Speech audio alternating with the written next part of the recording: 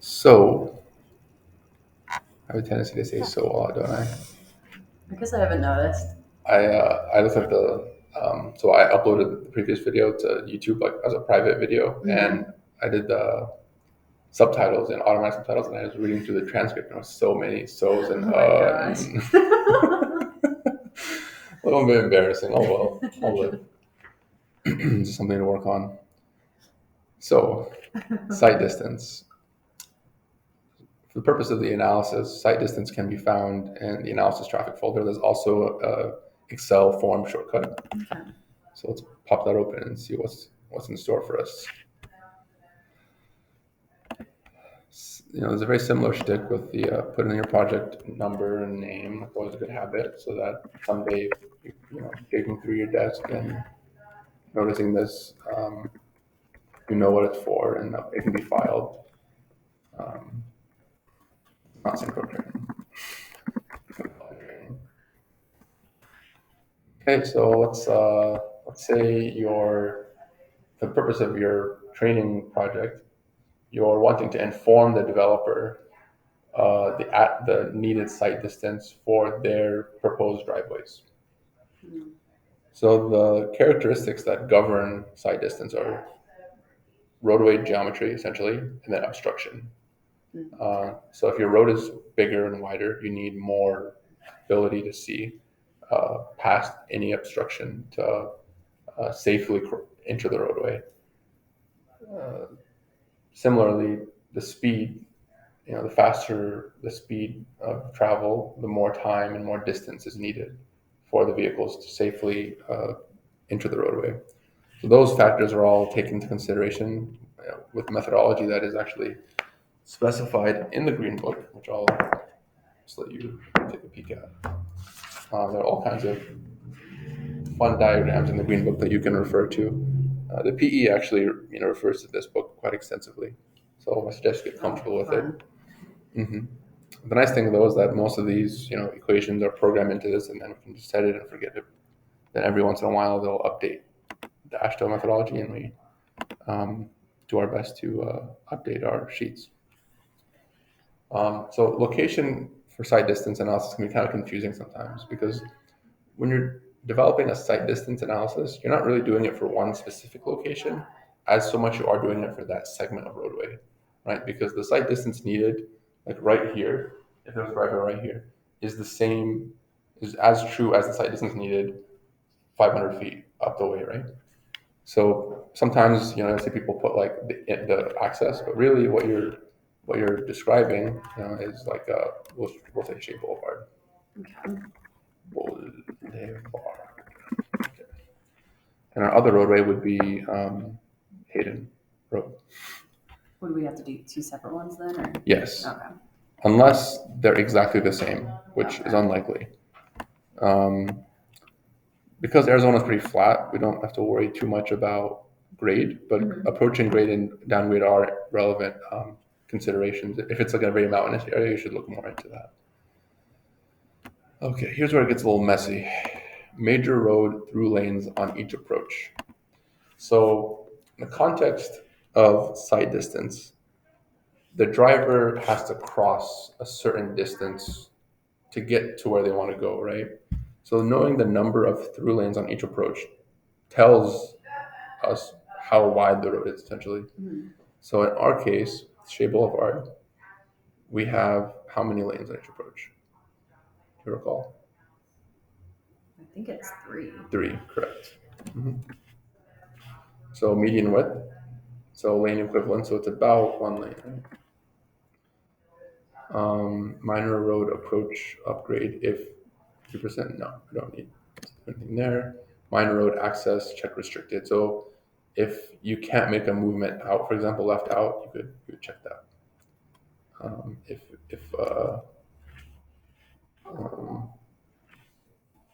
if if it was a right out only, you could check that. Check it by putting what? Looks like a 1. I think it's either an X or a 1. No, I'm not sure. I've never actually had to check it because usually in these cases it's full access. So Oh, okay. it's a good question. Right.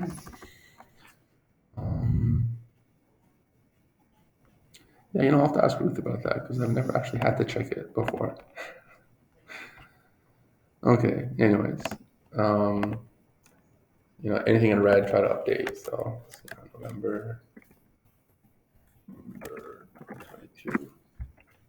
And the appendix, we don't know what the appendix is, so we'll leave that until we do know what the appendix is. These are generally the fundamental, design characteristics or what governs the sight distance. So we have a lot of constants listed here. Now we talk about the different cases, which are outlined in here actually very neatly. See here, it's the idea of like what are the scenarios, like what are the triangles that are being considered in our sight distance. B1, left turn from minor roads. So you're in the driveway and you're turning left, right? So you have to cross 4 lanes of traffic essentially, assuming that the driver is entering the first or the innermost through lane, right? So it's 4 lanes. So you recall this from transportation? No? Mm-mm. So it would be essentially the amount of time that a driver would need, the amount of distance that a driver would need to see a vehicle to then travel 4 lanes. Does that make sense? Mm-hmm. Let's look at that diagram. So So you're parked there and you see a vehicle, right? So the driver uses their judgment and determines how far a vehicle needs to be for them to have enough time to cross. Okay.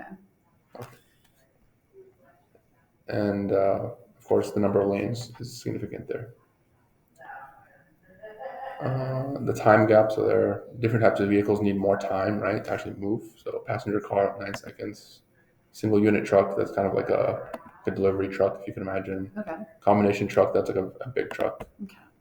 If you're working on a warehouse, right, the design vehicle would probably more likely be a combination truck than a passenger vehicle. So you'd have to um, take that into consideration and report accordingly. So you see how we give a sight distance for not just the passenger car, but also for single unit truck, combination truck, and of course, the larger the vehicle, the more distance they need. Okay. So that's page 204.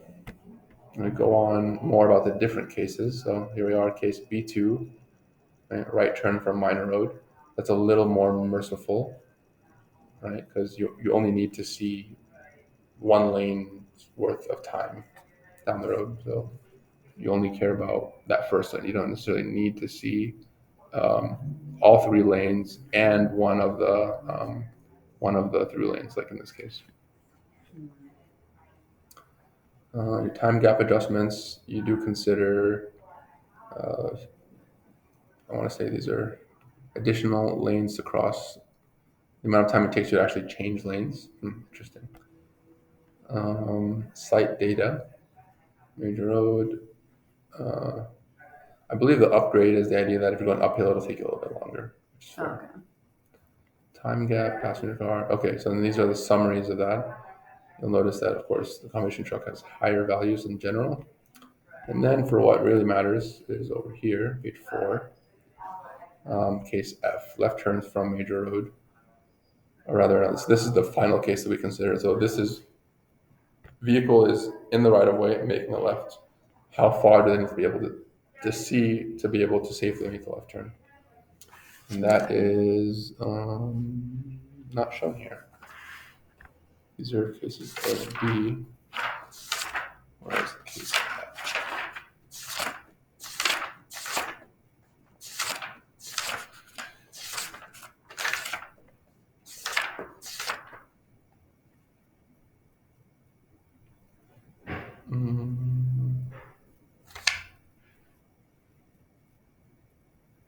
Also just had a skewed intersection. Interesting, I've never seen that before. Okay. Looks like they just have time gaps listed here. Sure, there's a diagram somewhere, but I think you get the gist. And you don't need as much distance if you're in the middle of the road to see what's going down the road. So Mm-hmm. that's smaller number noticeably. Here's our summary, which tells us each of the distances in each of the cases. If we pull up our template,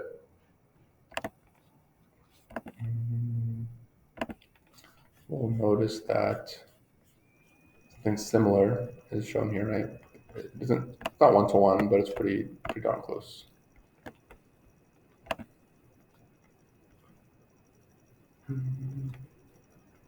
So stopping sight distance is the amount of space you need, right, to decide that you need to stop. So it's usually relevant to traffic signal timing, right? You need enough yellow time to allow the person to decide whether or not to stop. Intersection sight distance, that's what we are more interested in. That's what is shown here, sight distance along roadway. B2, right, is this one. So if you're governing cases of car, like you're doing a home subdivision, you'd use the car one. Okay. If you're doing an Amazon warehouse, you would use the SU truck one. If you're doing a more traditional warehouse, then you would use the combo truck. And those values are then reported here. So for ours, this would be Shea Boulevard. Posted speed limit versus design speed limit. This, I don't think I talked to you about this.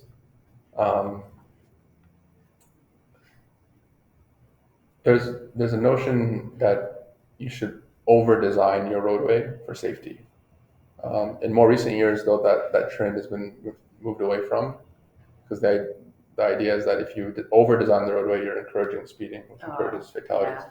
But still, I mean, a city has a responsibility, right, to make things as safe as possible. Mm-hmm. So it would be much worse to under-design the roadway than to over-design it.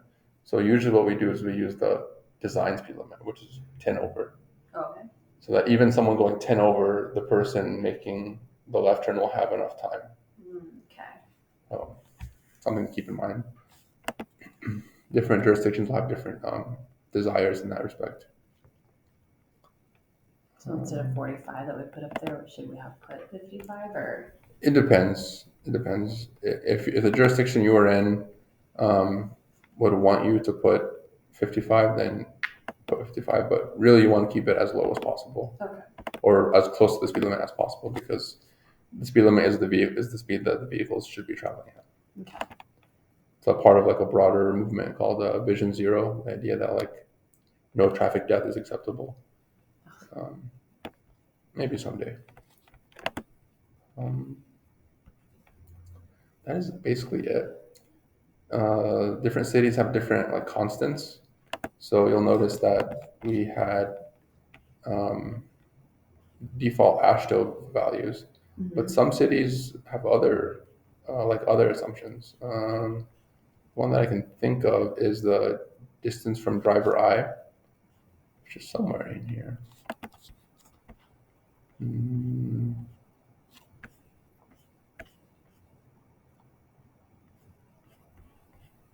think it's on page 2. Where is it one? Here we go. So distance driver eye location. Some cities have a different number for this because they, for whatever reason, or they have a standard where their stop lines are a little bit further away from the right of way, or it's closer. Depends. Okay. Something to keep an eye out for. The city of Peoria, I know for a fact, has a different standard for distance from edge of major roadway. Okay. I think it's 12. Yeah, so it's closer in the city of Peoria for whatever reason. And that makes things probably a little bit easier for them.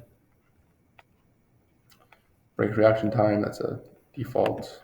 Do you recall any of this from transportation, the braking reaction time? It's pretty cool to think about. I think I do remember the concept of it, but probably not enough. What do you think your brake reaction time is? Like if you were to guess. Driving? I would hope it's pretty similar to that, but it's really strange to think about though, because most people can react much faster than 2.5 seconds. But who decided 2.5 was a good idea? If you look at the explanation, it's not very good. They're just like, it's probably fine. Which is a little concerning, but also like, it just kind of shows you how pragmatic traffic engineers have to be. We can't really pretend to know what is right or what is like Yeah. reasonable, but we can make a good guess. And I happen to like that quite a bit. Let me talk a little bit more about the uh, this Excel sheet. So it's designed to be just printed, like you print it out. It's like already like double paged, which Okay. is nice. Um, but let's say you have, like in this case, you would have Shea Boulevard and Hayden Road, right? So you would need to have 8 sheets essentially, or 4 sheets in total. But you notice that your pages are numbered. So I bet it was Joe, 20 years ago or something, when he was on Windows 99 or something, that he designed this sheet. And you, if this is your first scenario, you would leave inter scenario number as 1. Okay. But say you duplicated this sheet and you made it for Hayden Road, you would change, of course, everything in that separate version, but then also change the scenario number Oh. in this version, in the original, and in the second one, so that it would show page 8, like 1 of 8, 2 of 8, 3 of 8. Kind of like a pointless feature, but it's nevertheless nice, and we might as well use it. And here is a little like quick cheat sheet for the report. That's all that really matters, right? Those are the 3 numbers that you want, so you can just look here for it. Oh, okay. Rather than fishing around. But you should, of course, make sure that all of your variables are accurate and to do your best due diligence that nothing that you've reported is incorrect. And just like every other portion of the report, it's good to get this checked by someone to make sure that you didn't make a human error or blunder. Okay. And this isn't really contingent on any other section, so you can do this from at the get go if you really wanted to, unless you didn't know where your access point was going to be. Then you do need to wait. Okay. But yeah, this is something that you can kind of knock out or have an intern do for you, which is nice. And you can see how it's not that terribly complicated either. So Yeah. You have to fill in like 2 things. yeah, basically. But it can sometimes be like a real like head scratcher. Like, is it 3 lanes or is it 2 lanes? Actually, let's talk a little bit more about that because it does get really weird sometimes. Okay. What if you have no median? What do you do then? All right. So I think this would be 0. Okay. Right. I should try to figure out how this works. I bet you it's like if it's X, it just doesn't report one of them. It doesn't report the left out, so then one of the cases will be nullified. Let's see.